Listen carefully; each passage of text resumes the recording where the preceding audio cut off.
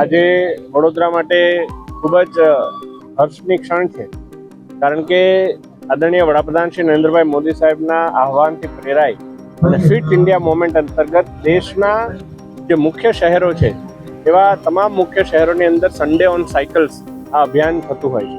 આમ તો મન કી બાતની અંદર પણ એમણે આ વાત મૂકેલી છે અને એમના આહવાનને માન આપીને ઘણા બધા દેશના ગામડાઓમાં પણ હવે સન્ડે ઓન સાયકલ્સ અભિયાન ચાલી રહ્યું છે. પરંતુ ministry of youth and sports affairs દ્વારા ભારત સરકાર દ્વારા આજે જ્યારે વડોદરાને ચયન કરવામાં આવ્યું છે ત્યારે 55મું અભિયાન સન્ડે ઓન સાયકલ્સનું વડોદરા ખાતે યોજાઈ રહ્યું છે અને આ અભિયાનની અંદર 500થી વધારે સાયકલિસ્ટો જોડાયા છે મોટી સંખ્યામાં. સાથે સાથે તમામ મહાનુભાવો પણ અધિકારીઓ અને પદાધિકારીઓ પણ આ મુહિમમાં જોડાયા છે.